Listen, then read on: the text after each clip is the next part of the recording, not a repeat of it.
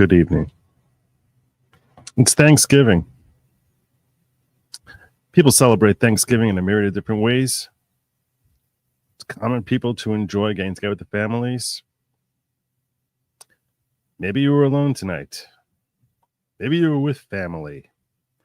Maybe you were with cousins, friends, nephews, nieces, bunch of kids you're not usually around. And if that happened, they started talking about their likes, their interests, things that are important to them, because they certainly want to talk about politics. You might have heard them describe some of their idols, some of the people that they admire. And that's part of the problem with where Gen Z started going astray. Types of folks they admire, idolize, worship. Bruno Mars. Oh, that Justin Bieber. He bussin'. He's so dope. Well, in case that was you, in case you were stuck listening to some Gen Z prattle on and on about their idolization, some of these figures who are hailed as and lionized as being heroes of the day, you probably should have given them a talking to, but it's family, so you can't. And in case that was you, well, maybe this will make you feel a little better. They look up to some twit instead of looking up to Thomas Jefferson or looking up to Nikola Tesla or looking up to Magellan. I mean, kids, Magellan's a lot cooler than Justin Bieber. He circumnavigated with one ship the entire planet. He was killed by wild natives before they got back to Portugal. And when they got back, there was only like 11 people alive of the 200 and something crew, and the entire ship was rotting down to the waterline. That's destiny. That's will. That's striving. That's being a trailblazer, an explorer, going into space, mathematics, quantum mechanics, the secrets of the universe. It's all there. Life is fiery with its beauty, its incredible detail. Tuning into it. They want to shatter your mind talking about Justin Bieber. They look up to some. Good evening, everybody. Welcome to the following program. I'm your host, Joe Neerman, a.k.a. Good Lawgic, with our special Thanksgiving Day edition, Thanksgiving night. Still a couple of minutes left here in the New York time zone. Thanksgiving night special edition. That's right. There was much of the day today. I was like, it's Thanksgiving. Why don't I should take the day off. I mean, I was sitting there like looking for different stories I might cover, and I was like, do I want to do a story? I feel so tired. All day I was feeling so tired. I was like, I'm like, let me see what I can dig up. It's not like there's any news breaking today. You know, there's no earth-shattering stories on Thanksgiving. We're gonna get some float that just sort of like, loses helium or something. What am I covering? What am I doing? What am I doing here? And I was like, I told him I was gonna do a show tonight. I was like,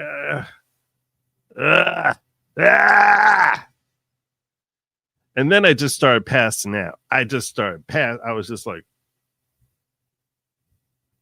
and I was like, okay, I don't think I'm going to do a show. And then I remembered I hadn't done a locals all week. And I'm like, oh my God, I haven't done a locals this whole freaking week. I suck. I don't want to do it.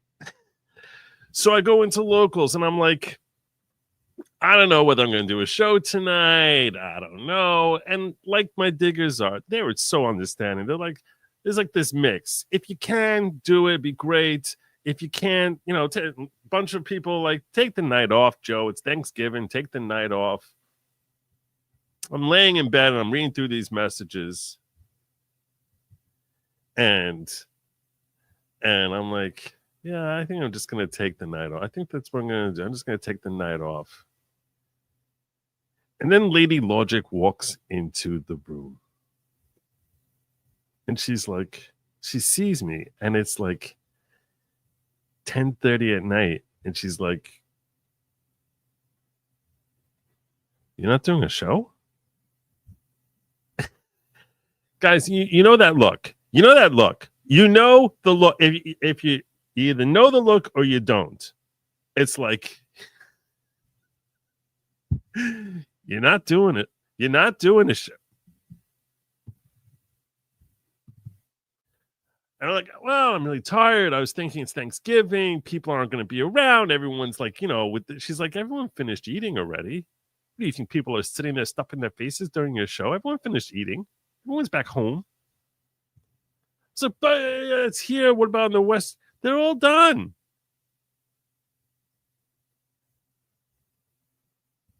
Fine. Oh my God. You're not doing a show?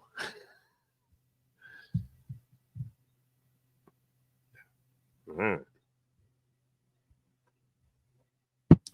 then I'm like, all right, I'm gonna go do a locals. I was like, the stuff I'm talking about tonight, it's really not like a locals type of thing. It's really more like I have a whole bunch of political stories and things like that. And I'm like, it's not really a locals thing. Sort of like one or two of them are more locals type thing. I was like, oh heck it, I'm gonna do a youth. And then I was like, I'm doing both. Now I'm doing both. There you go. So that's where my night off went. Well, I mean,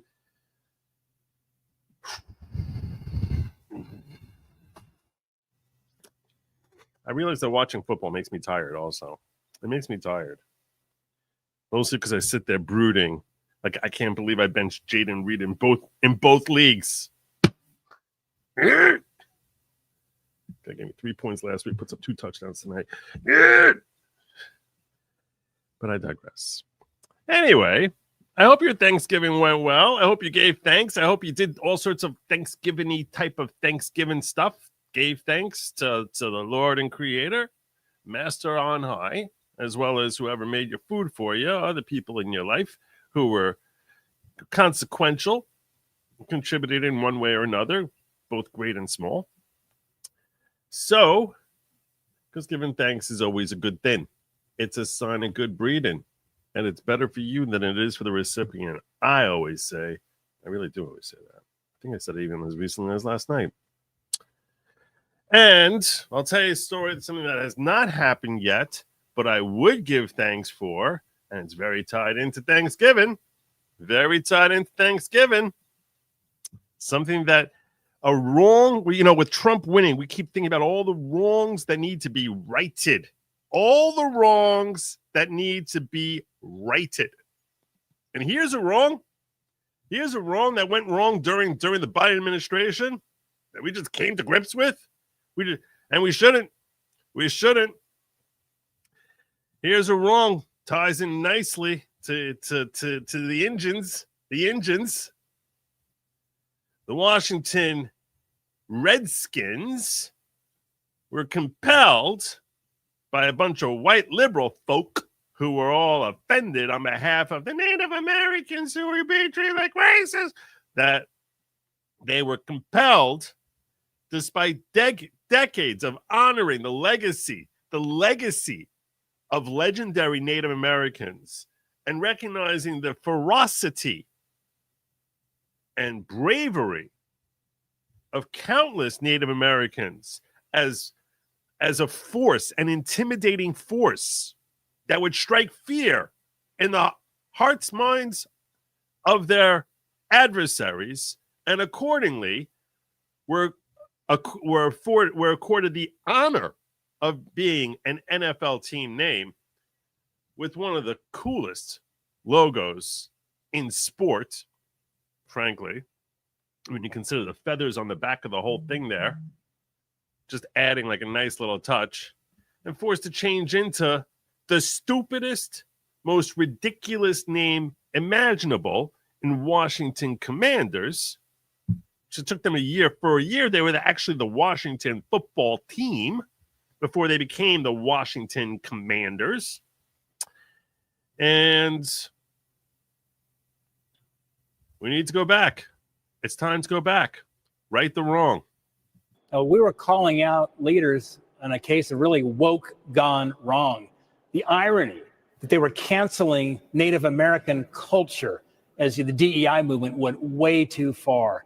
Look, this is honoring a Blackfeet chief who was born in Montana. He's highly esteemed. The Blackfeet tribe of Montana, their current chairman and the tribal council signed a letter in strong support to bring the logo back. It honors. That's right. The very person who's being depicted there, his tribe is like, you ripped that away from us, so we're gonna make you feel better by making you angry. We're gonna take care of the whole racism problem by ticking off the victims of the racism. It's so stupid. It's like this is not rocket science. It's like, you know what? Maybe you always talk about listening to the victim. What's their truth? What's their truth? If anyone's opinion on this should matter, you'd think. I'll tell you something else. If they change their names to the Washington Blackfeet, I'd be cool with that too. And yet somehow, if they change it to the Washington Blackfeet, that would walk us down a perilous road to a whole different claim of racism. The Washington Blackfeet. Oh my God, can you imagine the horror, the freak out that the left would have from the Washington Blackfeet? That would be amazing. Well, I mean, because, you know, technically Redskins was considered derogatory. I'll tell you right now. If they change their name, I'm going to declare this right now. It's not a slur. It's not a slur if it's being attached to a team name. It's not a slur. Okay? I am Jewish, and there's a Jewish slur. If black people can say the N-word, I can say kike. And I'll tell you right now, if they became the Washington Kikes, I would have kike jerseys, kike uniforms. It is the biggest honor in the world. It is the most amazing honor in the world. They could put a logo there of some guy with a massive nose. I'd say that is the biggest honor in the world. Are you kidding me? You're basically saying that this is what we think is scaring the devil out of everyone. That this is like, all these I'd be screaming, go Kikes, like you wouldn't believe. Oh my gosh. Over and over again. I would. It cannot be a slur. Not in that context. You know, language and words and have meaning in context. In context, they mean something completely different. And because some people are so ignorant and stupid and childish that they have to be like, oh, my feels, I can't believe. When it's clearly meant in a complimentary way, that there's no other way to interpret it other than it being a compliment. It is asinine to bend the knee to people who get all up in their feels about something that no one who actually understands English would be bothered by. Because that is virtue signaling. Oh, we're so important. We're recognizing the sensitivities of those people. No, you're not recognizing anything. You're just trying to make yourself feel better, that you're morally superior, that you can recognize how it's theoretically possible for some idiot ignoramus who doesn't understand anything about how society works to be offended by something that is purposefully designed to compliment them. So yeah. We need the Cleveland Indians. We need the Redskins. I need the Blackhawks. I want the St. John's Redmen. Okay. I abandoned them. I was a St. John Redmen fan. I grew up 9 blocks away from St. John's. 9 blocks away from St. John's. Massive fan. Chris Mullen, Bill Wellington. Yeah, Bill Wennington. I was a massive fan of them in the 80s. And all of a sudden, one day, they're not the Redmen anymore. They're the Red Storm. I was like, no, I'm not a Red Storm fan. I don't know what the hell a Red Storm is. I don't know what a red storm is. No. So this goes back a long time where they've been fighting over these names. Trying to push back. Because the indigenous name of the Washington football team is the Washington Redskins. And I'm fighting back for it. I'm fighting back. Indian country. So we've had good discussions with the NFL and with the commanders. There's good faith negotiations going forward that's going to allow this logo to be used again. Perhaps revenues going to a foundation that could help Native Americans in sports and so forth. Oh, that's a nice. I like that. I can get down with that. You want to try and say, maybe bribe them a little, maybe a little capitalism. All right. Just to shut your pie hole. We're making good progress, and based on the good faith negotiations, I made a decision to support this bill yesterday in the committee. I know that they put a plaque up at Northwest Stadium honoring Wetzel and the logo. It'd be great to see it back on the helmets again. Senator, thanks so much for joining us. Really appreciate it. I just want to be clear that when I was using the K word before, it was not with the hard K on the end. It was it was not with the I wouldn't say it hard K.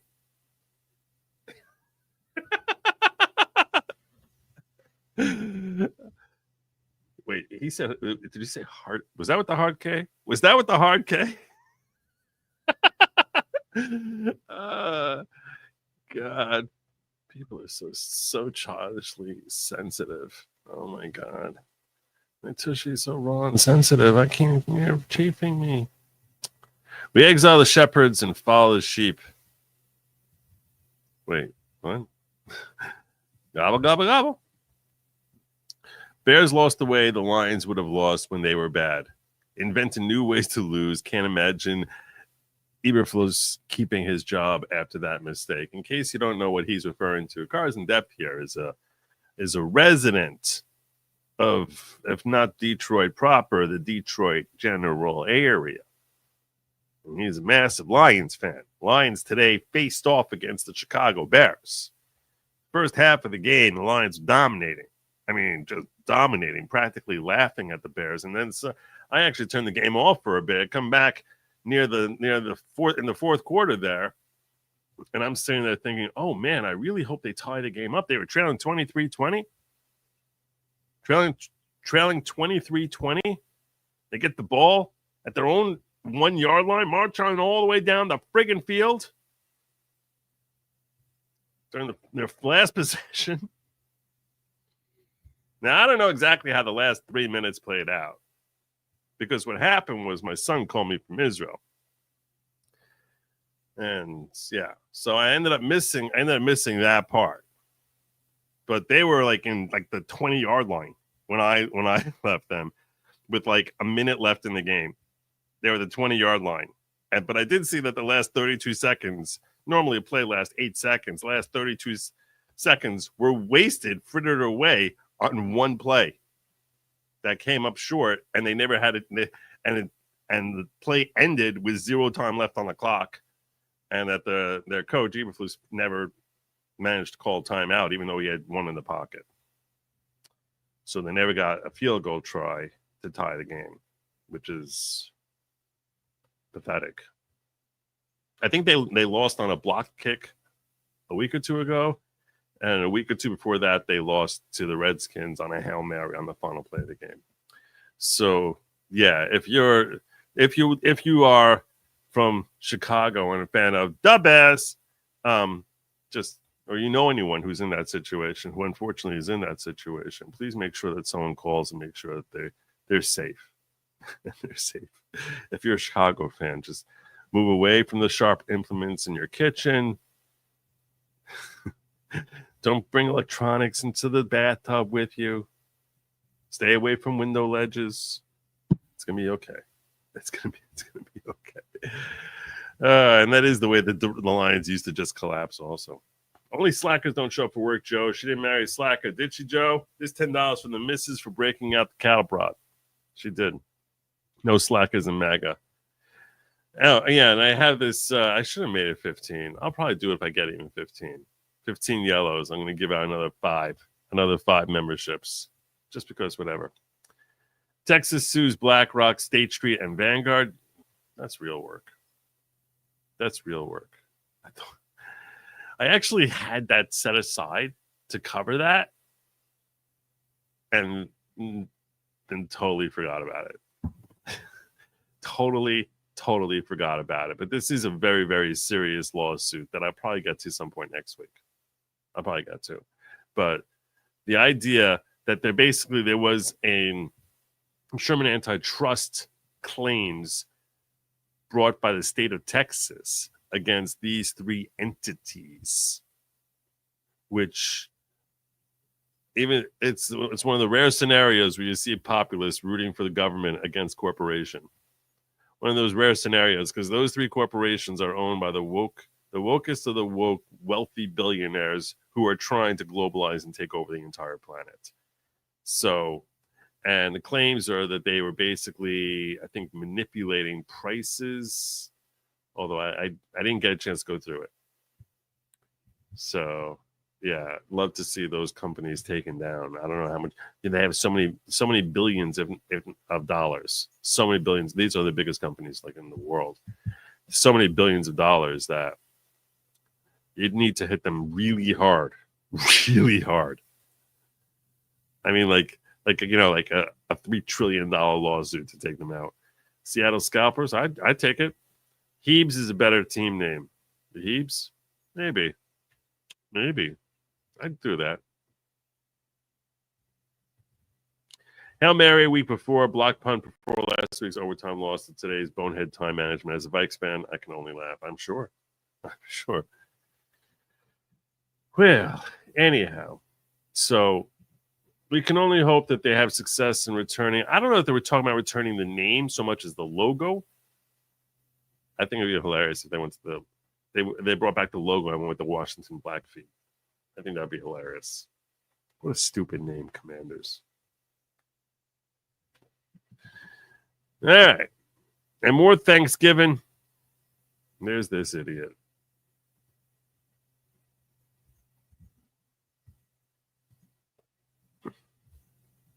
Reminding you that the left is always painfully miserable. These are the people who say the undocumented, who they get to call illegal immigrants, because they're illegal immigrants. They're not even illegal immigrants. They're illegal aliens because they're not immigrants. The Pilgrims had permission to come here. Yeah, when the Pilgrims came here, there was no government in control of the entire territory. So it was just like sort of open, free pasture. The same way if you sail to an island right now that no one's ever claimed before, go claim it. There you go. Idiot. Suffer the consequences of their actions, right? They made the choice to overstay their visas or come into our country illegally. So if they overstay their visas, as if that's the real problem. That's the real problem. The visa overstayers. That's the real problem. They get deported, consequences. Mm-hmm. But you right-wingers shouldn't have to suffer the consequences of your votes. The consequences of our votes?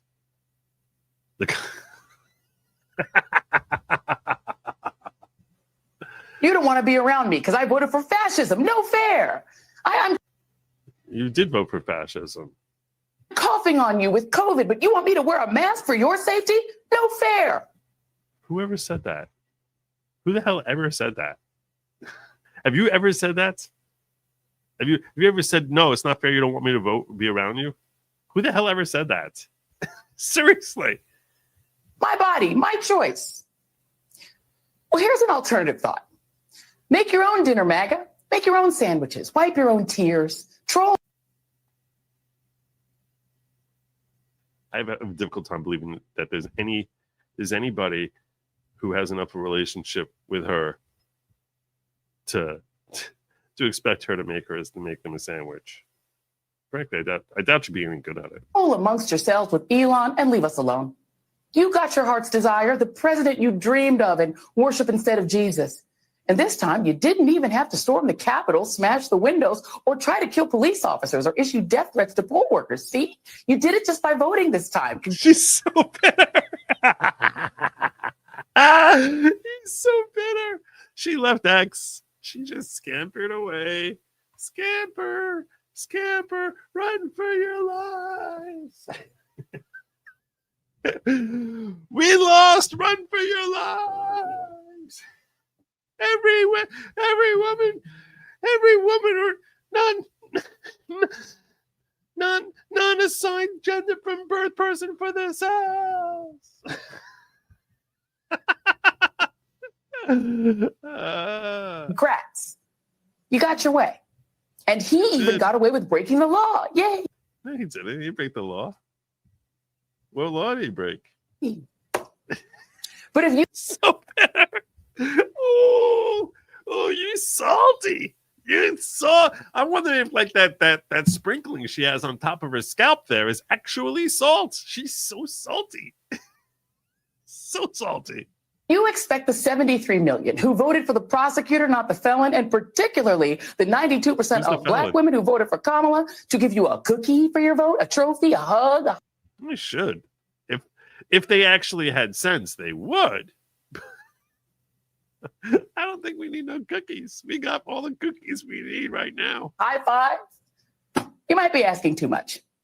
If we want to eat with you, we will. But if we just want some peace over the holidays and we don't want It's a cry over a box wine. That's our business. No judgment. to put up with your trolling while we eat our tofurkey, get over it. Stop. What the heck is a tofurkey? I don't even know. Is that?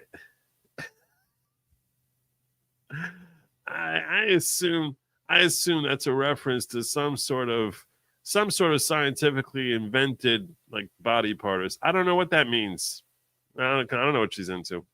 Acting like we owe you. And for God's sakes, stop whining. It's embarrassing. Our Thanksgiving. Yes.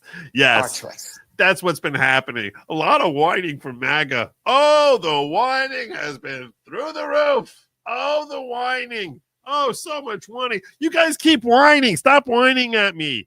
The last 3 weeks, 4 weeks, all I hear is just whine. You're just whining and whining. I'm whining right now. I'm whining my ass off. Poor. She's missing the joy. Where's the joy? Where's the joy? Oh my God.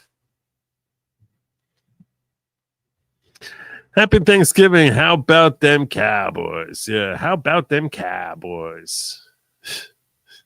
How about them Cowboys? Michael Strahan. How about them Cowboys? I recently discovered that Cam Newton has his own channel on YouTube.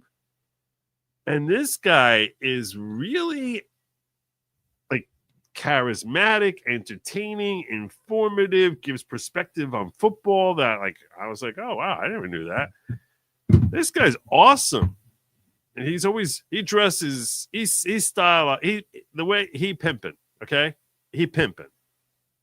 Like his style is just off the charts. Unbelievable. He pimping.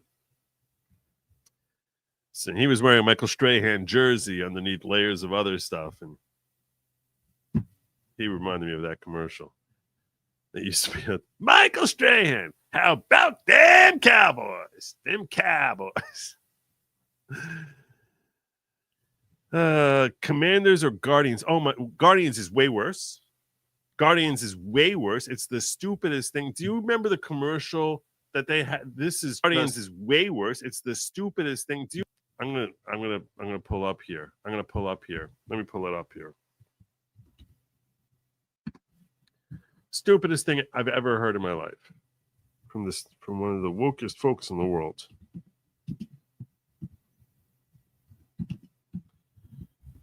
I forgot about how stupid that name was.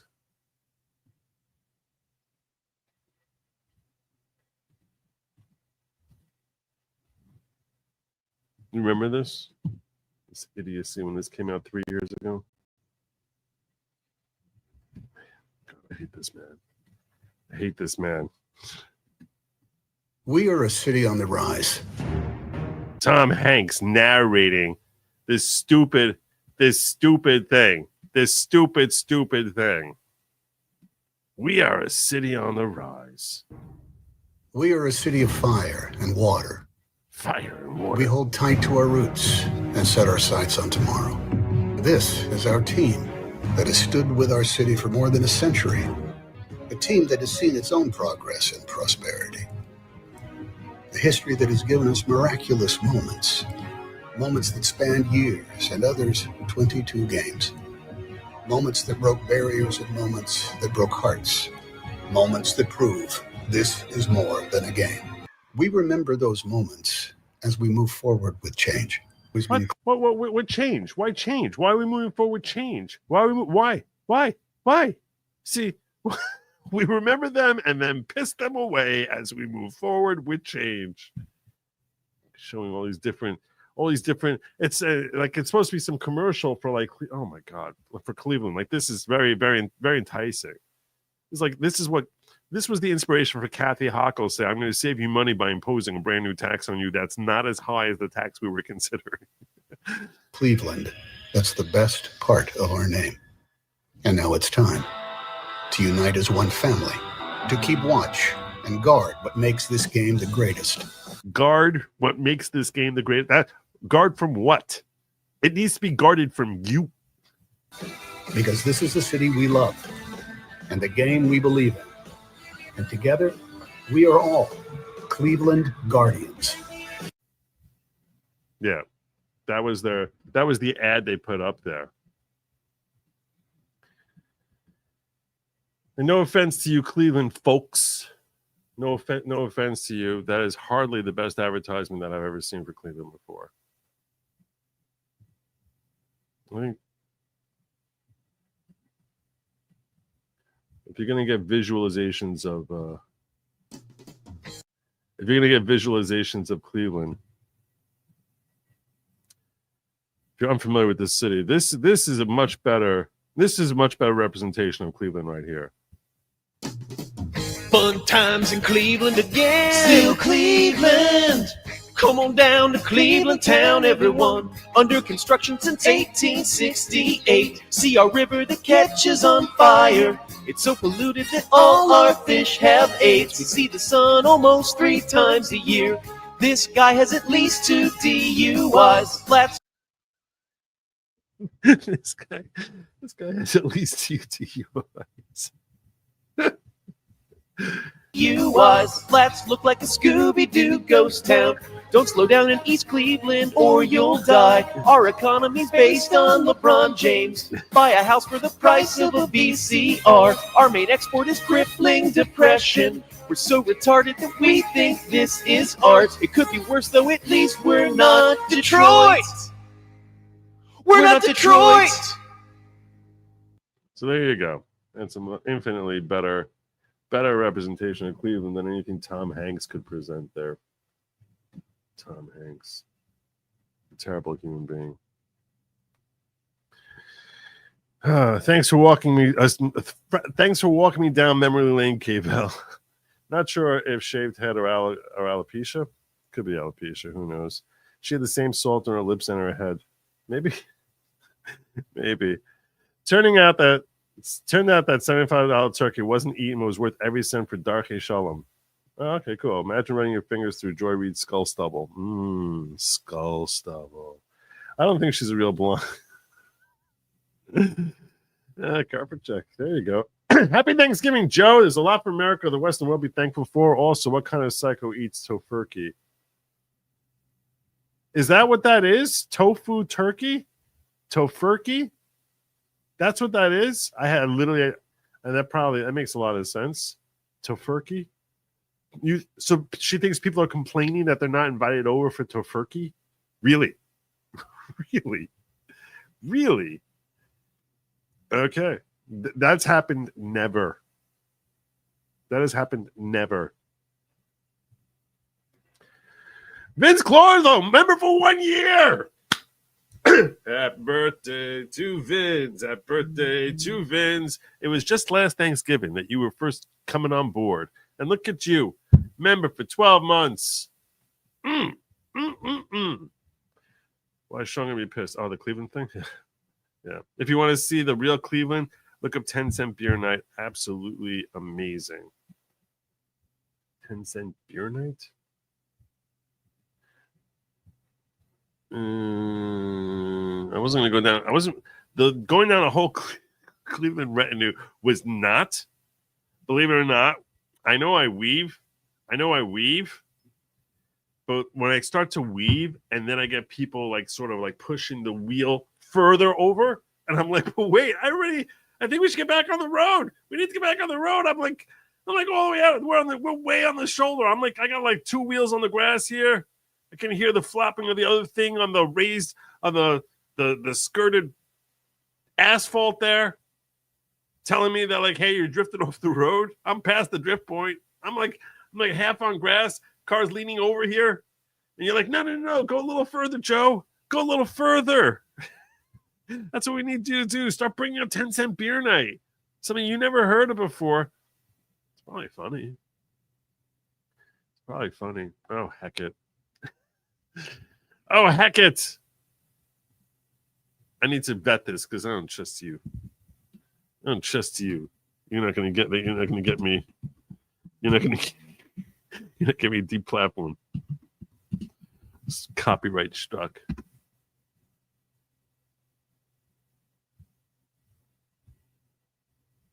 Yeah.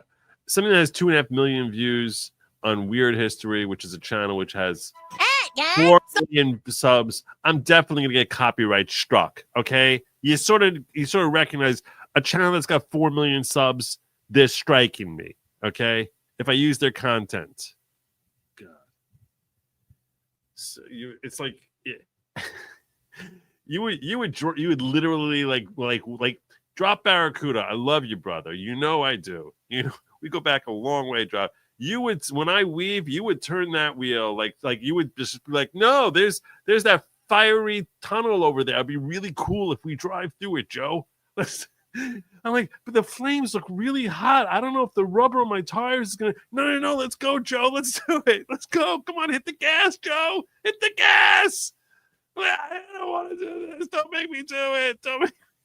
Don't make me do it. Oh, for his best friend, Joe, just roll with it. No, that one. From what I see there, the first one I saw was in this 10-cent beer night. So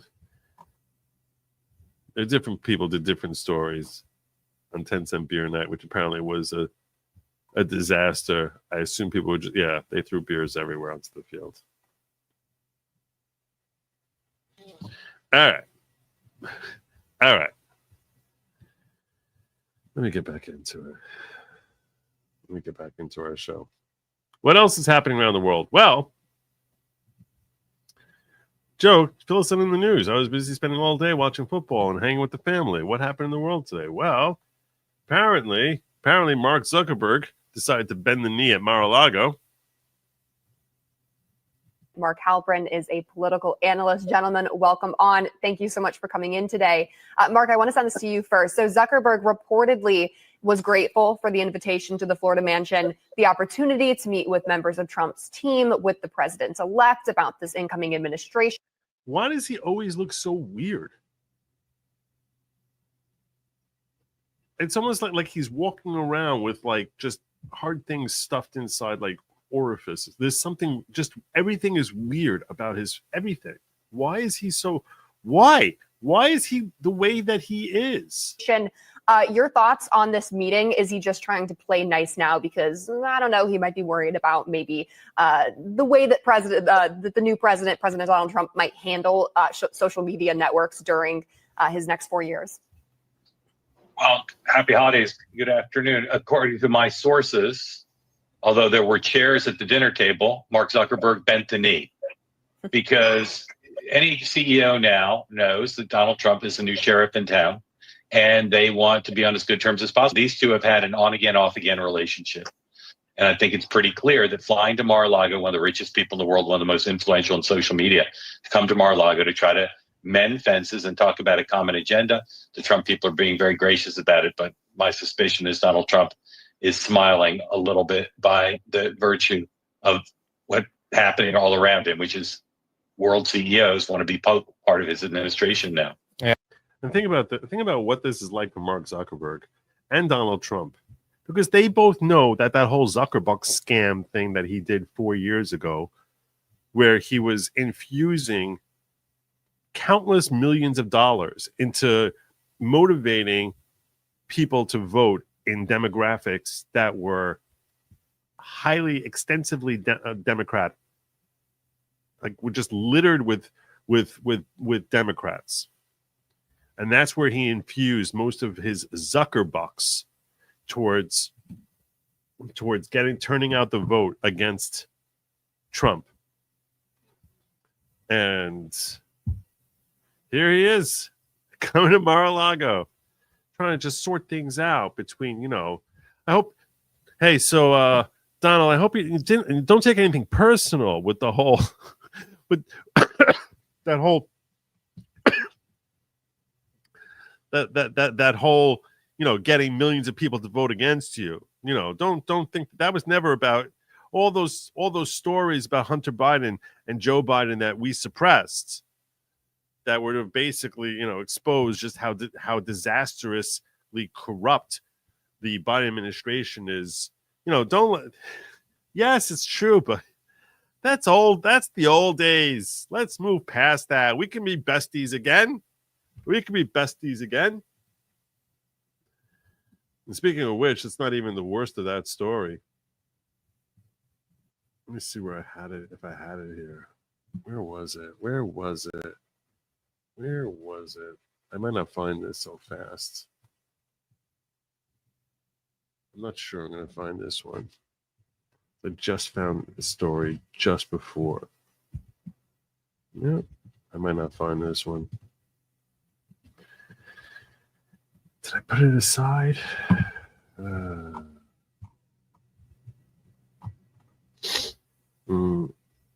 Yeah, there it is. This is what ties in. Speaking of that Biden laptop that Zuckerbucks and Zuckerberg were desperately trying to suppress. This came out. This blew up yesterday on X. Here's Catherine Herridge on what she found in the Hunter Biden emails. Folks, it involves some pretty heavy racist kind of language. And apparently the media knew about this and the whole Hunter Biden episode and squashed it. That's pretty amazing because they were so busy calling you guys morons and racists, while they may have had some evidence of the contrary. Someone else. Check this out. Once we got the laptop story on the morning news, I felt that there was so much there that we could still do. For example, in the text messages, there's unfortunately the use of the N-word, the liberal use of the N-word. Liberal use of the N-word. Basically, that Hunter Biden and his associates regularly referring to folks by the N-word. I don't know if they got an N-word pass or not. And I thought this was worthy of a story, but I was told that it was not something that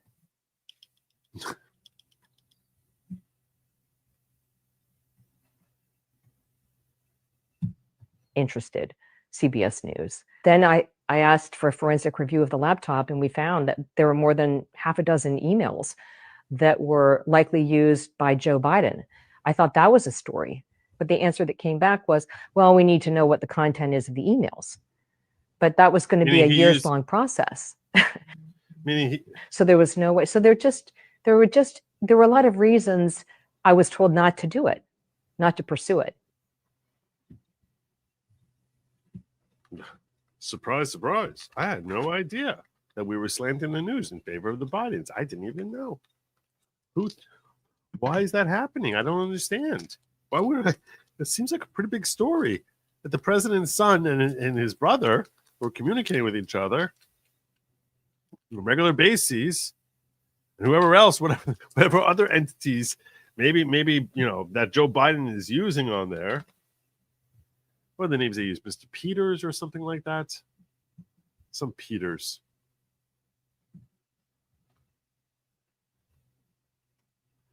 Yeah. So Zuckerberg wanted all of that suppressed. All of that suppressed. And transitioning over to other ridiculous takes by leftist media, fake news propagandists. You have to see it to believe it. You have to see this to believe it. You pay people, it's not going to have the same impact. Yeah. I think these Call Her Daddy shows and all these different shows that they're talking about the failure of the left to get Kamala out in front of some other folks. In fact, I should actually cover this first. Let me cover this first. A little better lead up there.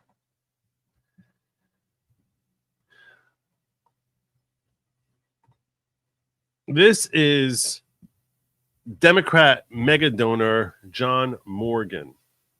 I might have even played this yesterday. I don't remember. I might have. I know I thought about playing it, but well, no, that's not going to be loud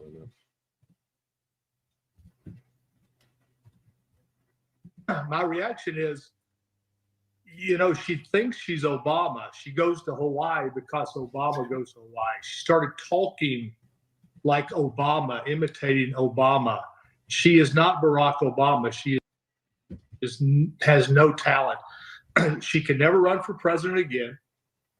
She ran. This is a Democrat mega donor. Like, he raises millions of dollars for the Democrats. So livid when she became the nominee. And once and got 0 delegates. She got 8% of California. I begged them not to put her up. She was going to be tethered to Biden no matter what. That was a zero-sum game for her. But she thought that all these votes were for her. They were not. The votes that she got were people voting against Trump. And the votes that Trump got were the people voting for Trump. What the Harris campaign should have done, instead of avoiding... If Biden died, no, that's not a good example. If instead of Kamala, they had a talking donkey up there, or they put up Mr. Ed, or a butterball turkey, they would have gotten as many votes as Kamala got.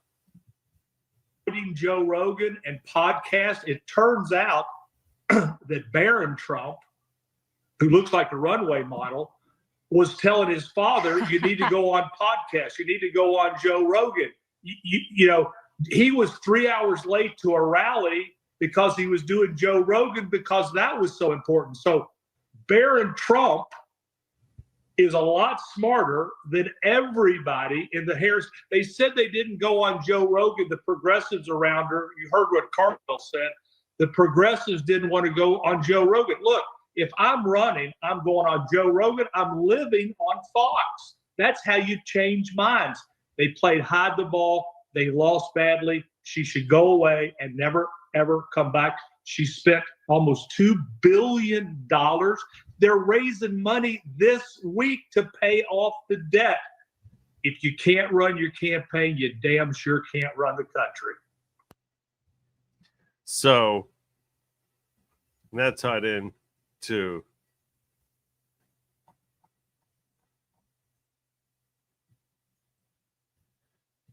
I thought that was an important setup before we check out over here Joe talking about fake news media and how they're covering for Democrats left and right. Here's their analysis. You pay people, it's not going to have the same impact. Yeah. I think these Call Her Daddy shows and all these different shows that she went on, I'm sure they had an impact. Yeah. But I think that in the future, it has no impact because you're talking to the same people. Are you watching Call Her Daddy? Are you? I didn't even know she was on Call Her Daddy until after the show aired. Call her. I never heard her call her daddy. until she was on it. You want to go somewhere that people know the show. Now, and that's not to say that there aren't people who call her daddy. I understand it's one of the top 5 biggest podcasts out there. It's just very left leaning. So she's basically, it's basically like she's speaking at the DNC all over again. Only talking to like a popular podcaster whose audience is the DNC. What the hell is that doing? I'm sure they're scrambling to try to create their own version of this show. Right. This is one thing that keeps coming up. Like we need our own Joe Rogan. Right. But they had me. Well, number one, they had. I think that, Joe Rogan. They did have him. He was a Democrat. Everything about him was Democrat. They chased him away. Has had more lives than cats when it comes to changing it up. I grew up seeing Joe Rogan, have people. And this shows you she's about to display classic leftist limited thinking. Just how stupid they are as to how they look at a resume, and it's the same stupidity manifests in this way, that way, like bubbles popping, boop, boop, boop, boop. The same stupidity. What did we hear about Kamala Harris over and over again? We heard about how she's so qualified. She's the most qualified person ever. She was a prosecutor. She was the lead prosecutor for the state of California. She was a senator. She was a vice president. She's the most overqualified person in the history of personhood. And that's what they told their base, and the idiot liberals, sheep who follow behind were like, yeah, what does a woman have to do to be able to win? How are we ever going to find someone more qualified than her? Because they basically believe in education, and they basically say whatever's on your resume, from the schools you went to the job titles you have, whatever's in bold on your resume, that's what defines you. Whatever is in bold on your resume, plus your intersectionality, is what defines you. It's the exact opposite, 180 degrees from what Martin Luther King preached. As far as the content of a person's character, the accomplishments of an individual, no. It's the job titles you have and what schools you went to and your intersectionality. That is the definition of someone who would be a good leader. So, in classic, that's what they thought about Kamala. And in classic leftist thinking, when she's assessing the man, Joe Rogan, listen to what she assesses about him as far as saying he's changed so much. Listen to her words. What's her evidence that he changed so much? Because that's what she's going to make that point, that he's completely changed. And he's like this shapeshifter, she ends up calling him. And this is what makes him in what way is he a shapeshifter? I think that, Joe Rogan has had more lives than cats when it comes to changing it up. I grew up seeing Joe Rogan, have people eat testicles of animals and crawl through the darkness when he was doing Fear Factor. Then he did MMA, and now he's doing this. The man he shapeshifts a lot. He actually hasn't shapeshifted very much, to your point. The Democratic Party has. Those are different job titles, which actually have a great deal of overlap in the skill set that's required. See, they're looking at the job title, like, oh, okay, why he's MMA and then he's a podcaster. No, these all have similar skill sets that you need to be intelligent. He also was a comedian. You left that out. Intelligent, quick on your feet, and able to add insight and perspective in a way that is unique and engaging and draws people in. If you're calling a fight, and you're just sort of like saying, he throws a punch and he throws a kick. If you're able to inject some sort of life into it, now you're a creator. If you have some sort of thought and analysis as to like why this particular combination or this approach or the impact it has on an opponent, that's a skill set that you have or you don't have, or maybe you can develop it to some degree. But she's looking as like, wow, he's a totally different person. No, he's the same person doing a different job. And the job title doesn't really matter. It's what your skills are and what you bring to the job. But that's totally lost on the left. It's lost on them with respect to assessing Kamala and her capacity to be president of the United States. And it's lost with respect to assessing Joe Rogan. When they're and the point is they use the exact same assessment whether it's someone they like or they dislike. And that's how they basically try to determine, which way are we going with this person as far as, are they a threat? Are they powerful or not?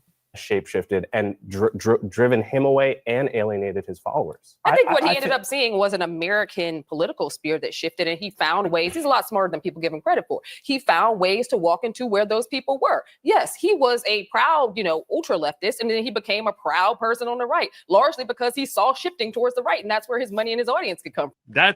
All you're doing is you're telling on yourself now. You're telling on yourself now that that's how you approach things. Because you figure, he cleverly tapped in to where the money was. You're telling on yourself. You're not telling on him. The only person you're telling on is yourself. That's what your perspective is about what people do. And if that's what you think people do, invariably, you're telling on yourself. From. He shifted because more of his listeners shifted, and that's where he drove it to. That's nothing more than consumerism at work. Which of his beliefs changed in the past 10 years? It's really hard to point out which of his beliefs. Whoops. Let's not have her try to answer that question. Zoom out. Can I zoom out and change topic? Because she sounds like an idiot, and I don't want her to be embarrassed as to how stupid that was. Let me check out.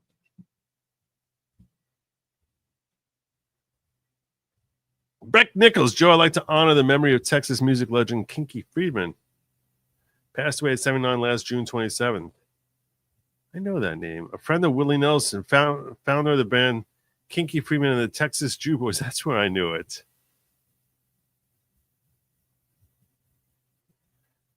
God bless you. I'll give you the horn. Happy Thanksgiving, Breck. Good to see you, brother. Good to see you.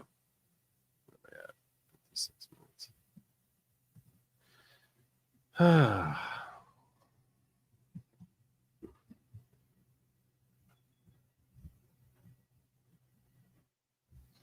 showed this to you guys a week ago or so. This is the owner of Axios. And he was basically screaming that he was angry at Elon Musk, that Elon Musk had the audacity to tell X people, you are the media. And he's like, that's not true. You're not the media. People in this room here, you're the real journalists, you're the real media. Everything we do is under fire. Elon Musk sits on Twitter every day, or X today, saying like, we are the media, you are the media. My message to Elon Musk is, bullshit, you're not the media. You know that he's speaking at the press club, and that's why he's getting applause, because he's got a whole bunch of journalists there who feel like their jobs are being threatened. You having a blue check mark, a Twitter handle, you having a CV title, a resume, something you put on your resume that you were some reporter for Axios News or for CBS News or ABC or NBC or MSNBC or whatever stupid thing. That's what makes you really important.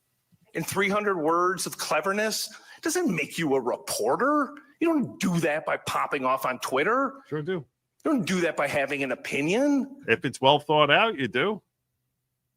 If you have intellectual integrity and it's well thought out and reasoned with evidence, based on evidence that you can present to your audience, yeah. You do it by doing the hard work. What hard work? Yeah, come on, slow clap, everybody. Here, slow clap. He's standing up for us. He's standing up for us. That's the idiot there. And they're trying to figure out why is it people don't look at us like we're journalists? Why do people think that there's nothing special to being a journalist? And you want to know the answer to that question? The answer to that question comes right here. Because you know what journalists are doing now? This is what journalists like this guy Russell Contreras. This is what they're talking about here. Axios explains Thanksgiving's troubled history. Like a real journalist. He's a real journalist. You're not a journalist. That's a real journalist right there. Pointing out the troubled history of Thanksgiving. The very, very troubled history of Thanksgiving. Oh, wow. You get to the bottom of that story, Russell. Get to the bottom of that story. Why don't people think we're journalists? I don't understand. Then you come out with this. And everyone's thinking when they see this, you see, how many, do you know anything about Russell Contreras? No. I see that thing there. And then the next headline I see from this is Thanksgiving's troubled history. And all I can think is basically is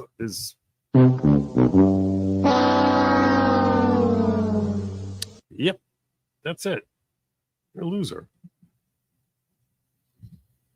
You're just a loser.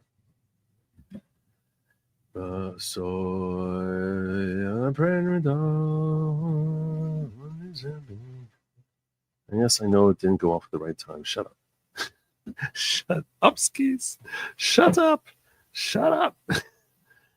Did you see RFK's remarks on Bill Gates' vaccine-related stock trades? No, I did not see that. I missed that one. Not sure how, but I did. I became a follower after watching and listening to the hour-long phone call between Trump and Georgia fraudsters. So thankful I joined the follower. Oh, thank you so much. God bless you. 10 months. I did play that here. I didn't realize it was 10 months ago. I played it here twice. I think the more recent one was 10 months ago. But if you heard that phone call, if you listened to the whole phone call, it was painfully evident. And any reasonable jury who would have heard this would have come to the exact same conclusion. The problem is it was going to be presented to a very unreasonable jury who would walk into the trial in D.C. completely predetermined that he's guilty of whatever that is that the prosecutor would want to charge him with. But it was painfully evident that he's screaming at Raffensperger. He's like, you had this fraud over here, this 4,700, whatever. You got 9,000 over here in the dead people and whatever things that whether he's right or wrong. But he's like, you have all these different things. There's tens of thousands, hundreds of thousands. I don't need you to do, and then he's basically like, I don't need to do all, but just go to, I'm only 11,000 short. Just find those votes. And they're like, he said, find me the votes. And he's like saying, don't you want to have fair elections there? I don't understand. Don't you want to have fair elections? But that's him asking them to commit fraud. He actually says that. He's yelling at them. Don't you want to? I don't understand. Don't you want to have fair elections in Georgia? Are you okay with people people giving fake addresses, and you're basically you're going to count 7,326 of those votes? Now, frankly, I don't know where they came up with their numbers. I'm not going to kid you as far as the 7,326. That's the question I asked on Giuliani when he first came out with those numbers. I'm like, how do you get that number? There's got to be a way you came up with that number. How do you get that number? And unfortunately, he never really kept the receipts on stuff where he got those very specific numbers. If he would have said something like there's more than 5,000, I'd be like, okay, now they have some way of estimating it. But 7,326, not 27, 26. It's like, something. You did some search, right, to come up with that. Vince Clotho, thank you for gifting new member to the following. God bless you, brother. God bless you. Anyhow, I wanted to share with you also, as we're talking about how Axios has the very troubled history of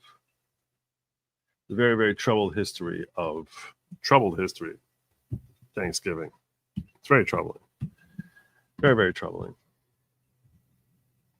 I wanted to share with you some good history of Thanksgiving. It's appropriate, right?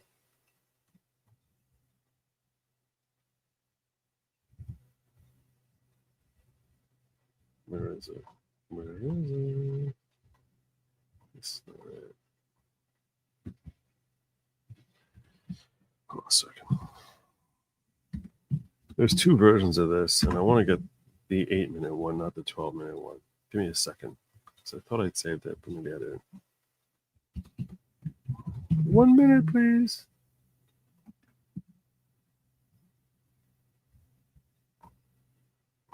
That's 24-minute. That's 33-minute. This is the one I wanted. We're going to listen to the man, the myth, the legend, the inspiration for countless individuals, myself included.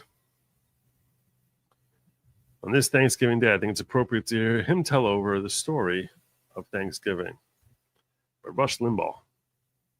The true story of Thanksgiving. The story of the Pilgrims begins in the early part of the 17th century.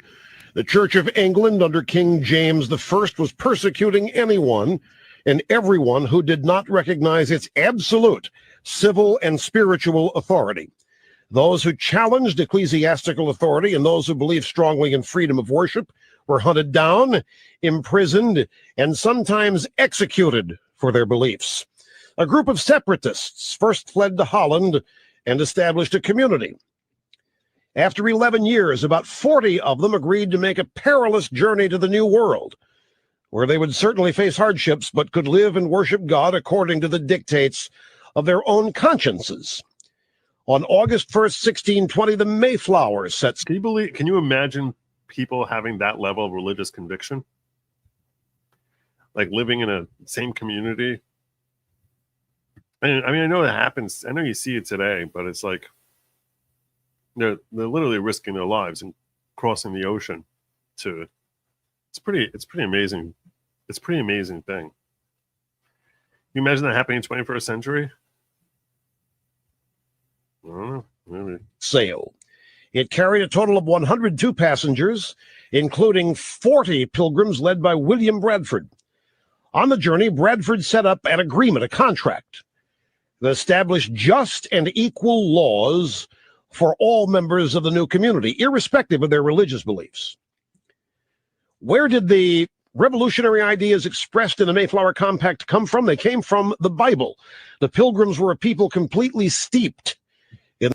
Look at that. I didn't even see this coming in here. This is for you. This story's for you, Adrian.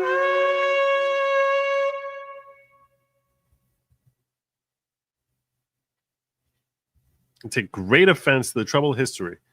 My family came on the Mayflower, and I'm a descendant of the Wampanoag chief, Massasoit, who was at the first Thanksgiving. That journalist is insulting my literal family. Wow. Look at you. Look at you. You DAR. Very impressive. Look at that genealogy. That's more American than apple pie. That's before apple pies were invented. That's impressive. That's for, and from the Chiefs. And both sides of your family at that. That's pretty crazy. Both sides of your family at the first Thanksgiving. That's pretty impressive. In the lessons of the Old and New Testaments, they looked to the ancient Israelites for their example. And because of the biblical precedents set forth in Scripture, they never doubted that their experiment would work. But it was no pleasure cruise. The journey to the New World was a long and arduous one, and when the Pilgrims landed in New England in November, they found, according to Bradford's detailed journal, a cold, barren, desolate wilderness. There were no friends to greet them, he wrote. There were no houses to shelter them. There were no inns where they could refresh themselves, and the sacrifice that they had made for freedom was just beginning. During the first winter, half the Pilgrims, including Bradford's own wife, died of either starvation, sickness, or exposure. When spring finally came, Indians taught the settlers how to plant corn, fish for cod, and skin beavers for coats. Life improved for the Pilgrims, but they did not yet prosper. And this is important to understand because this is where modern American history lessons often end. Thanksgiving is actually explained in some textbooks as a holiday for which the Pilgrims gave thanks to the Indians for saving their lives, rather than as a devout expression of gratitude grounded in the tradition of both the Old and New Testaments. Here's the part that's been omitted. The original contract the Pilgrims had entered into with their merchant sponsors in London called for everything they produced to go into a common store, and each member of the community was entitled to one common share. All of the land that they cleared and the houses they built belonged to the community as well, and they were going to distribute it equally. All the land they cleared, the houses they built, belonged to the community. Nobody owned anything. They just had a share in it. It was a commune. It was the forerunner to the communes we saw in the 60s and 70s out in California.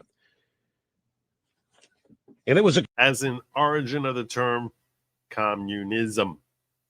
Complete with organic vegetables even, just like the communes of today are. there's no question it was organic vegetables. Bradford, who had become the new governor of the colony, recognized that this form of collectivism was as costly and destructive to the Pilgrims as that first harsh winter, which had taken so many lives.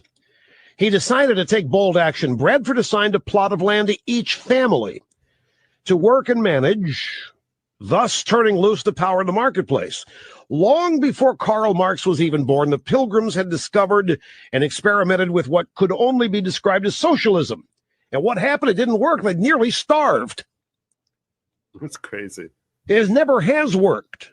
That's crazy. What Bradford and his community found was that the most creative and industrious people had no incentive to work any harder than anybody else, unless they could utilize the power of personal motivation. But while most of the rest of the world has been experimenting with socialism for well over 100 years, trying to refine it, perfect it, and reinvent it, the Pilgrims decided early on to scrap it permanently.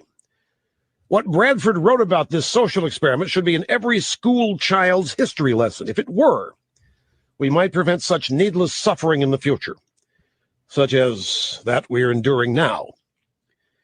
The experience that we had in this... And the interesting thing about this is, if there's ever a scenario where socialism can work, it's in a small community where everyone knows each other. And there are examples of it working in small, homogenized communities. And I've given this example before. It's like, Bill was going to fix my car because I'm going to be teaching Jimmy's kid, and Jimmy's, a doctor is going to, help deliver my next child. It's like they know each other, so like they're practically family with each other. They're family, if not by blood, but they feel the kinship for each other because they're in this tight-knit community. So yeah, if you have a tight-knit community like that, that can be self-sustaining in theory. And even in that experiment, in this situation here for the Pilgrims, it didn't work. And this is with people who share, they came here sharing some really essential core beliefs when it comes to religion. And even for them, they have shared experiences with respect to the hardships. And even with them, it didn't work. This common... But I want to be clear. It's not saying it never works. It has worked in Israel, where they have certain kibbutzim that live on Moshavim, which seem to have been successful for many decades. But like I said, that's in smaller doses. That's why I'm surprised how miserably it failed with the Pilgrims, frankly. Common course and condition. This is Bradford. The experience we had in this common course and condition tried some to years, that by taking away property and bringing community into a commonwealth would make them happy and flourishing, as if they were wiser than God, Bradford wrote. For this community, so far as it was found to breed much confusion and discontent, and retard much employment that would have been to their benefit and comfort. For young men that were most able and fit for labor and service did repine that they should spend their time and strength to work for other men's wives and children without being paid for it. That was thought injustice. Why should you work for other people when you can't work for yourself? What's the point? That's what he was saying. The Pilgrims found that people could not be expected to do their best work without incentive. So what did Bradford's community try next? They unharnessed the power of good old free enterprise by invoking the undergirding capitalistic principle of private property. Every family was assigned its own plot of land to work and permitted to market its own crops and products. What was the result? Bradford wrote, this had very good success, for it made all hands industrious, so as much more corn was planted than otherwise would have been. Is it possible that supply-side economics could have existed before the 1980s? Yes. Read the story of Joseph and Pharaoh in Genesis 41. Following Joseph's suggestion, Pharaoh reduced the tax on Egyptians to 20%, during the 7 years of plenty, and the earth brought forth in heaps. Well, in no time, What?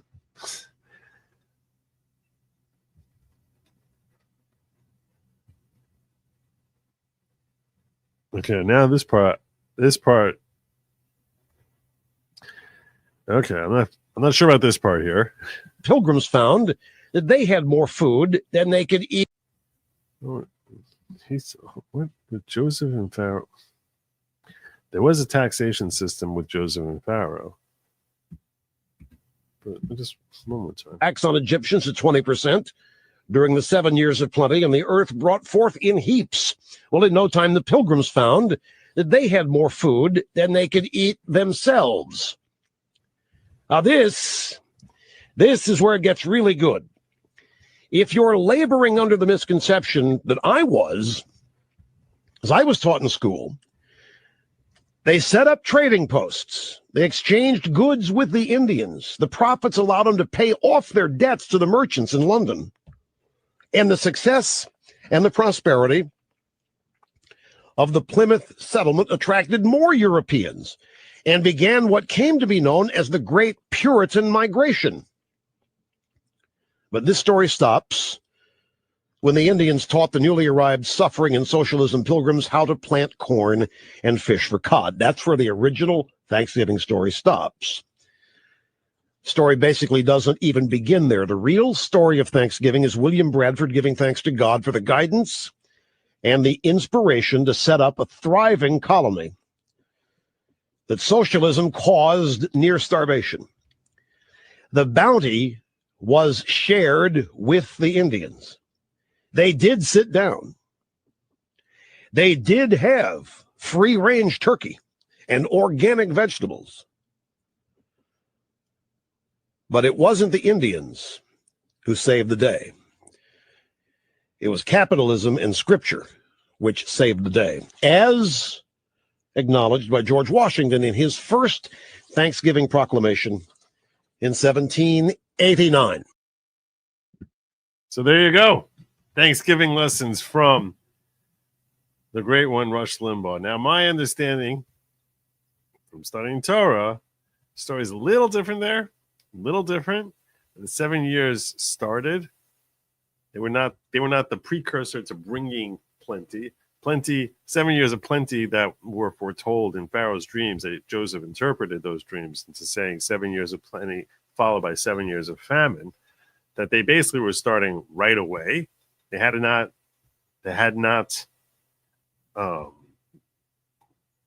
There was no taxation system as he's describing there that they reduced down to 20%.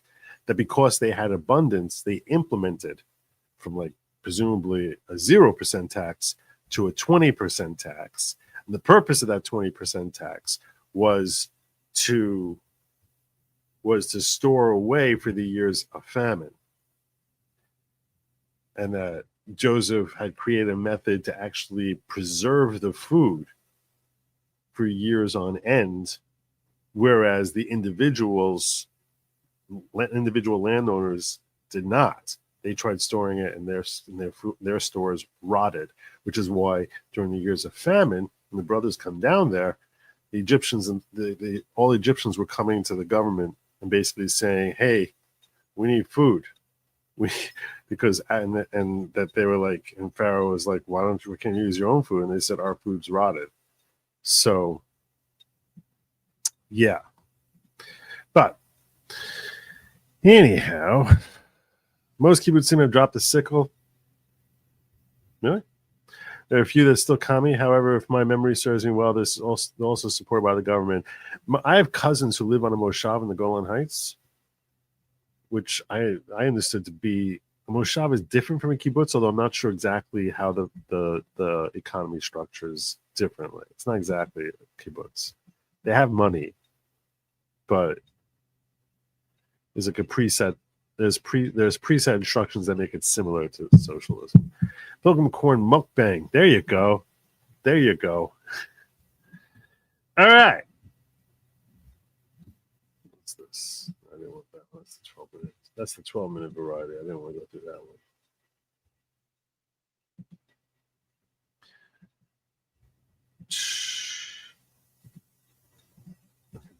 this. All right. So I want to tell you all about updates with Peanut the squirrel, because there are updates with Peanut. There are updates with Peanut that you need to know about. And I'm thinking about watching a 10-cent beer night thing over on Locals. Peanut the squirrel I'm going to do also on Locals. We're talking about that. I also have a few other stories that I want to dig up that I need to find the tab from earlier this week that I showed you that, hey, these are side stories that I could spend 10 to 15 minutes talking about them. They're not even in the description. I think it was 2 nights ago that I said that. And I never got to like virtually any of them, like Sharon Stone and her stupidity. So that stuff I'm going to be doing on Locals, which is going to be starting at 1:30.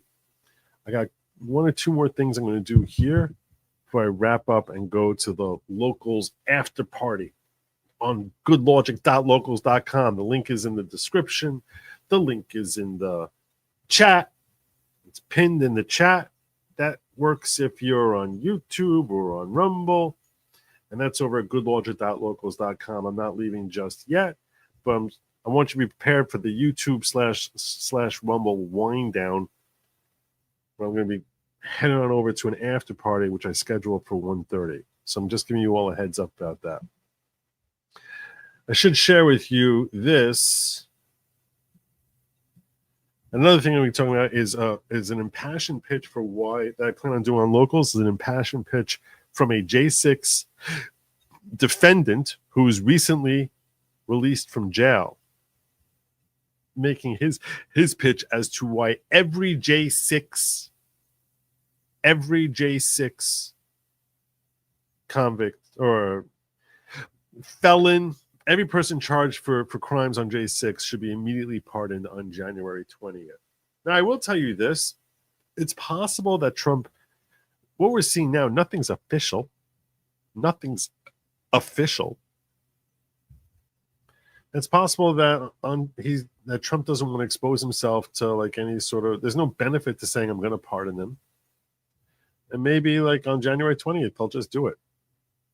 He's saying now do on a case-by-case basis, but why say it now and just entice people to just come after him? Just go and do it. You know, action talks, BS walks. There's no reason to say I'm going to do it. Just wait till January 20th, and boom, here are your pardons. We don't know. Nothing that he says now is official. But I mean, one reason he might not want to is because it would motivate his enemies to come after him if they know that he's going to pardon J6 defendants, potentially. And there's some well thought out, intelligent people who think his life is already in sufficient jeopardy as it is. President Trump, a smart and experienced person, will come up with a solution, especially given that he has gone through quite an ordeal of fighting to reclaim the Oval Office.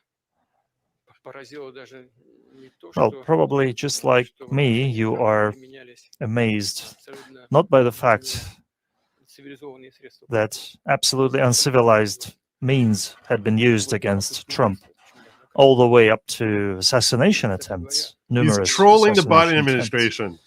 And I think he's not safe even now. The history of the United States has known many cases, but I think President Trump is a smart person and a cautious one, I hope. But what amazed me most, that in fighting him, not only Trump was subjected to humiliating court procedures, accusations, and so on, but his family was attacked as well. His children was attacked. Gangsters don't do this in Russia. When criminal gangs fight, they don't touch children and women. It's men who fight among themselves. But those guys stooped as low as that. I think this is so This looks so bad that it only reconfirms how low the political system of the United States has fallen. Biden administration getting trolled by Vladimir Putin. Trolling them. And you can tell that he's very eager to be working with Trump, which I know that Trump's haters will basically be screaming about. But he gives legitimate reasons as to why he's looking forward to that. If President Biden thinks, because he thinks that the current administration and I was talking about how it's pretty pathetic that, look, I think this guy is likely a terrible human being. I don't know personally about what he's actually done that's so terrible, other than they say one journalist who was a political enemy of his, who he basically threw in jail and starved him to death pretty much. Now is dead. But that sounds pretty tyrannical. But that I was pointing out how Biden, or let's face it, not Biden, but the unknown circle around Biden keeps trying to push the envelope to start World War III before January 20th. And the only sane adult in the room seems to be Vladimir. It's pretty sad that we're relying on the person who everyone's calling a monster to basically help us avert World War III. And to just put your mind at ease, Putin seems to be the sane adult in the room. that by escalating the confrontation, he does anything to help the future administration to go out easily out of the situation. Maybe the future president will said, it's not me, it's those lunatics who were in power before me. Well, that's one option. Maybe there is a version that the current administration does everything to create more difficulties to make life as hard as possible for the future administration. Well, that's possible. But as far as I see that, President Trump, a smart and experienced person, will come up with a solution, especially given that he has gone through quite an ordeal of fighting to reclaim the Oval Office. So what he seems to be saying here is, I know what Biden is doing. I know that Biden is trying to bait me into, or Biden's team is doing here. They're trying to bait me into starting World War III so that Trump walks into the middle of World War III, and I'm not taking the bait. And he basically justifies, because from looking at it from the perspective of a schoolyard bullies fighting each other. So he said, here's a line in the sand: no long-range missiles. You do that, that's the start of World War III. Well, what happens as soon as they lose the election? All of a sudden, the Biden administration is like, oh, let's start using long-range missiles. So Putin's like, I know what you're doing here. I know what you're doing here. So, and I'm not falling for it. I'm not falling for it.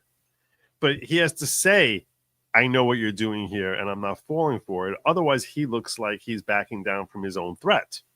So this is him giving himself justification publicly, or giving to the world his justification for why he's not jumping and retaliating to these long-range weapons, and that he's calling out that he's like, I know what the Biden administration is doing. I know they're trying to goad me into having a World War III for the purposes of trying to embroil Trump in World War III, and I'm not taking the bait.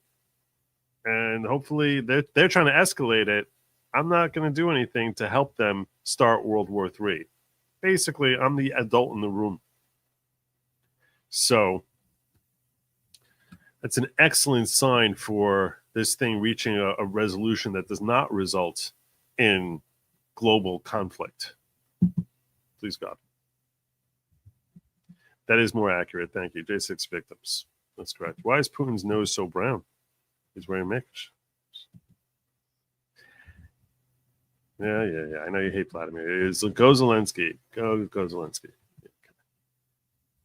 Go Zelensky. Does he mean all the accolades he gives to Trump? Probably not. Does Trump mean all the accolades he gives to Putin? Probably not. Probably not. Is it not a healthier relationship for them to play that dance with each other? Probably, yeah. But you keep thinking that Zelensky's the answer. You can keep buying that, Sun Wukong. You can keep buying that. We're not going to come to an agreement on that one.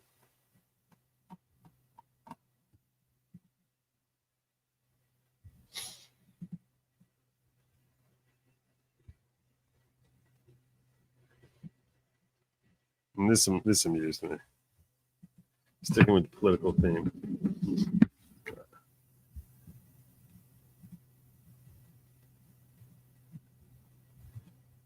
Where are you? What happened to it? This guy. This is the guy I wanted to share with you.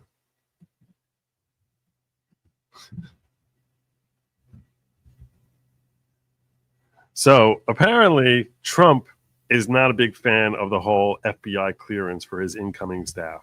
Given everything he's gone through in dealing with this administration and the governance that they have and how twisted they are, so he's basically like, nah, I'm not authorizing you to. I'm going to be giving them top level clearance, and I don't care that they get vetted by the FBI because I don't trust you.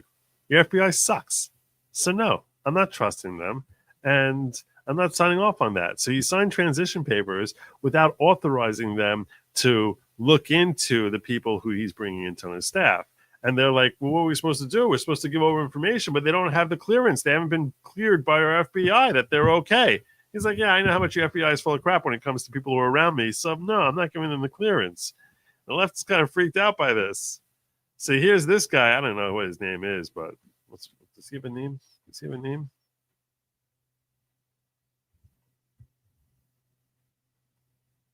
I don't know. I don't know who this is. So look, this may be the first tangible action item that we can point to that says Trump intends to turn the FBI into his own personal police department. Why am I saying this? There's reporting by Hugo Lowell in The Guardian. He plans on turning the FBI into his own personal police department. They are his own personal police department. Don't you get it? That's the way it works. They are. That says that the FBI will only do those background investigations for Trump after Trump takes over the FBI. So Trump's intention, according... The FBI, what does FBI stand for? They're not an agency. The Federal Bureau of Investigations. There's no legal act that was enacted to create the FBI. They're the result of a memo, the FBI. People look at them as if they're this inviolate organization because they have such broad overreaching powers. They're the bastion of security for the United States. Okay. To people around him is that, yeah, he'll do some background investigations with the FBI, but only once he takes control, once he names a deputy director and a director. Rumors, of course, have been out there that Kash Patel is up for at least deputy director. So why is that a problem? Well, it's like you make it sound as if Kash Patel is Putin. There are rumors that Kash Patel, okay, hopefully. Apparently he sends shivers down the spines of the left. This creates a real national security dilemma because what's going to happen, according to this Guardian article, is he's going to give blanket security clearances on day one to his nominees without benefit of the FBI background investigations having already been done. And then he'll task the FBI. And then, the FBI will weigh in. But who's in charge of the FBI? Will Trump get a fulsome report? Will he dictate the outcome of the report? If you think that. Well, then there's no point to having a vetting if he's going to do that, right? It's far-fetched. We need only look back to the Justice Kavanaugh reinvestigation, where Trump literally dictated who they could interview, what they could focus on, and what they could do with the myriad allegations that were phoned in to the tip line. So we're beginning to see the plan here. He'll give senators on the Judiciary Committee an out by saying, oh, yeah, no, calm down. I'll give you an FBI investigation. Of course, it will be my FBI and my background investigation that I'll hand you. Hopefully, Republican members. And if Kamala would have won, and she brought people in, so who would be vetting those people? Oh, her FBI. Idiot. Disingenuous fool that he's hoping people don't realize. If Kamala was coming in, who would be vetting her folks? It's not always a change of administration. It'd be her team that's vetting the people she's bringing in. Idiot. That means it's disingenuous? That means it's not real vetting? And if, in fact, he wants to do away with the vetting, he's the president. That's his call. Elections have consequences. Now, he's saying that, like, now you're going to come up with some sort of scam thing that you're showing to the Senate and trying to get confirmations. All right. Well, they would probably trust the FBI if it was Kamala's people being investigated by Biden. I mean, for crying... What the hell? Is that an arm's length investigation that'd be happening there? You're a real journalist. This is why they're not real journalists. No, you're not real journalists. Only the people who are talking to you from your TV, those are the real journalists. So the Senate Judiciary will balk at that. And by the way, I would assert, as I did in an MSNBC Daily column last week, that President Biden has the authority right now to step in and say, I see a national security issue. I have the authority to order the FBI to do background investigations on nominees. Which nominees? Who's been nominated so far?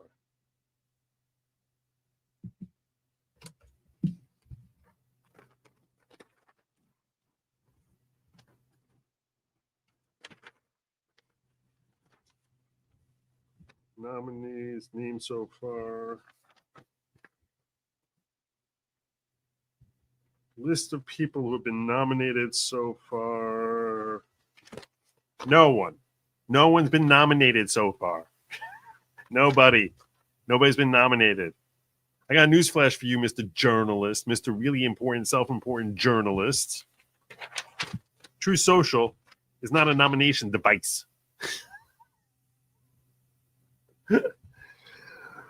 Here's the authority to come in there and say, this is a national security crisis that I have the right to go just start investigating private individuals who are referenced on True Social. We can just completely do away with the entire, with their constitutional rights because there was a tweet about them on True Social. Journalists.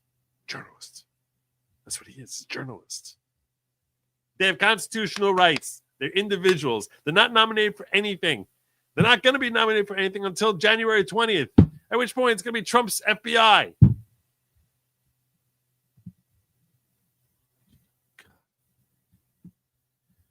Am I the only one who saw this? Am I the only one who understood all the flaws in what this knucklehead was saying?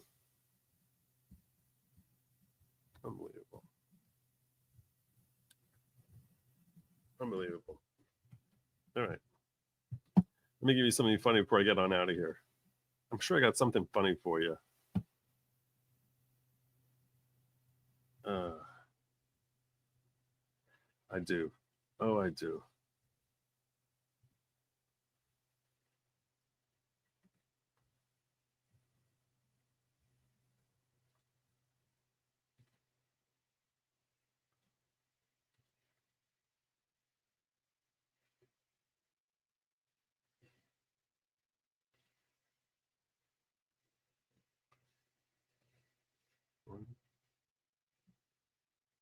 People are having a lot of fun with Kamala. She's such a walking embarrassment now. She's such a walking. This poor woman. Decision desk can now officially project that Donald Trump will become the 47th. I don't know how AI is a miracle. It's a miracle. President of the United States.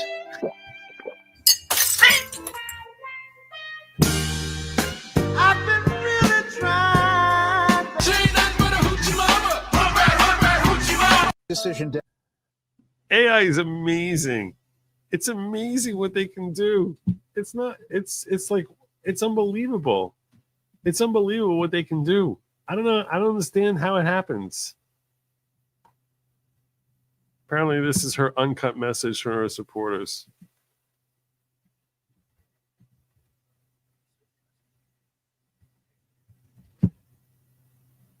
Friends, you called in favors. You said, hey, I showed up at your softball game. Now I need you to show up at the campaign office.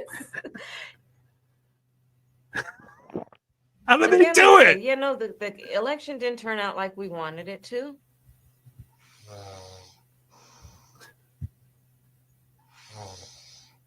Certainly not as we planned for it to. How do they do this? But understand that the work we put into it was about empowering people. That's the spirit with the work we did.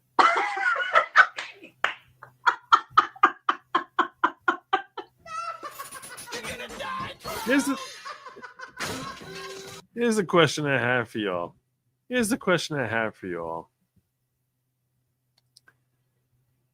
The slogan was, she's talking about what a great job they did fighting. The most unprecedented, historic fight. Well, they were saying for 107 days, when we fight, we win. That's what they said. Didn't they say that? When we fight, we win. And if that was an historic fight that they put up there, so was the whole slogan, when we fight, we win, just crap? Or are you saying that was a historic fight you put up and you still got slaughtered? So what are you going to do next time?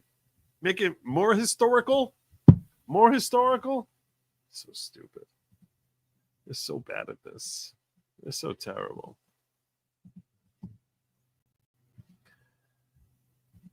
And then I had Joe, my good friend Joe here, shared a couple of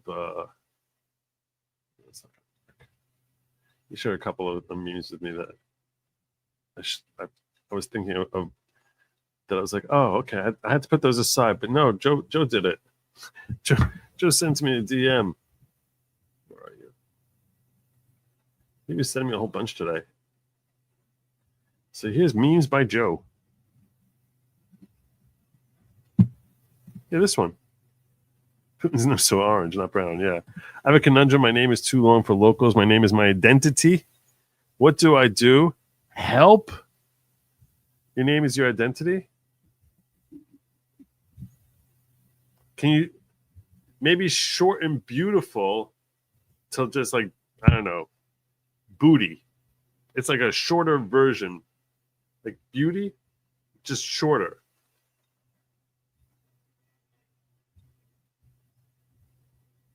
I don't know. I got nothing else for you.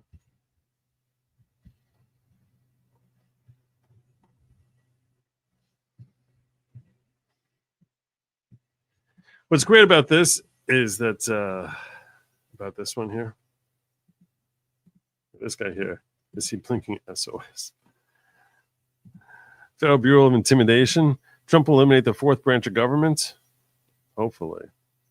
I saw a long article which was explaining how you can really get rid of the FBI, like the steps that would be taken, and like how simple it is to get rid of them. He wants one administration to investigate a future president cabinet. What a joke! With what has gone on over the last number of years, it's a joke. Yeah, considering what lies they've told about him over and over again. Deep fakes. The AI puts a face on an actor. I don't think so. They got so lazy at their grip, it's on full display for everyone we see it. Yep. Sure as hell. See, some people say this is a deep fake. I don't know that it is. I don't know that this is a deep fake. Shake your left foot, gobble. Shake your right foot, gobble. Shake your tail now, gobble, gobble, gobble. Oh, I'm totally going to get hit for that, right? I'll share the rest of that later on. I just realized that that's a song that's probably going to be a copyright. That just feels like a copyright there.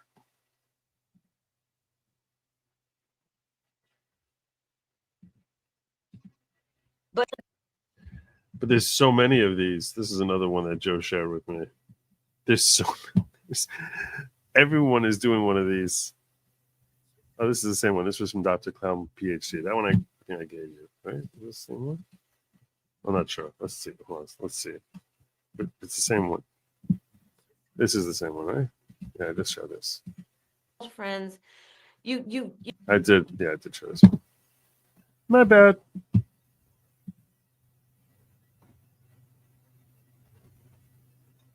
This is the one I did not do yet.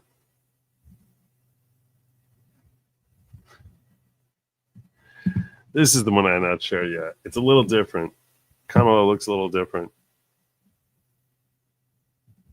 The day we gather with friends and family to enjoy turkey, stuffing, mashed potatoes, and pumpkin pie. We throw on the game, catch up with our lives, and discuss, or quite possibly argue, about religion and politics. For millions of Americans, it's a day of cherished traditions. And as Americans, we certainly value those traditions. But it's also important to unpack the myth of Thanksgiving. It is a holiday really with historical. That gets loud. It gets loud.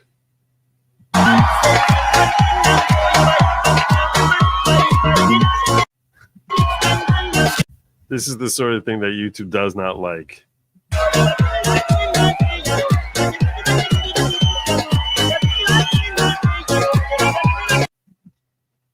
He mixes up that Trump dance. Everyone thinks it's just like the hoodie pull. Everyone thinks it's the hoodie pull, but look at this. He mixes it up. He mixes up the moves. You don't know which way he's going to go. He's not a one-trick pony. Everyone thinks it's just when they're doing the Trump dance, they do it as if he's pulling on the hood cord. And they're like,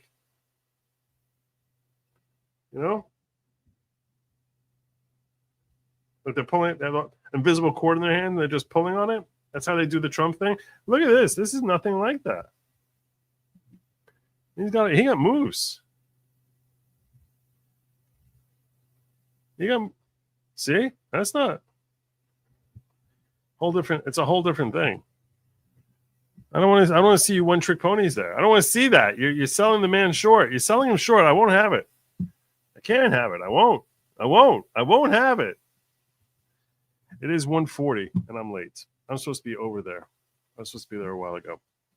So I'm headed on over to locals. I'll next be back here in the YouTube Rumble land, probably Saturday night. Probably. Definitely not tomorrow night. Not tomorrow night, but probably Saturday night. But this should not be goodbye for you. You should just hit the link, go on over there, and I'll see you over on locals. While you're here, hit like and like and subscribe and all that stuff. You seem like a logical dude. I'm down to follow. I appreciate that. Thank you. Appreciate that much. Welcome aboard. Kamala misspoke. She meant hysterical, not hysterical. She does that frequently. It was an hysterical effort. It was nice. Well done. Do a quick check here. Make sure I didn't miss any rants. I'm good. I called you. All right. Quick check of locals. We're good. All right. Maybe we'll look at 10-cent beer night over there so I can get people not complaining at me. Drop Barracuda will want to show up. I watch 10-cent beer night over there or something. I don't know. We'll see. I got stuff to share with you, and I'm gonna. That's gonna be at locals. Now I'm wrapping up on YouTube and on Rumble. So head on over to the after party. The after party. Goodlogic.locals.com. That's goodlogic.locals.com. Goodlogic.locals.com. Link in the description in the chat. I'll see you there. Lab meat. It's Turkey Day. You're gonna eat lab meat? Really? Really? It's like the most un-American thing imaginable. And don't eat the bugs. Do not eat the bugs. Have a good night, my friends. And as always, Godspeed.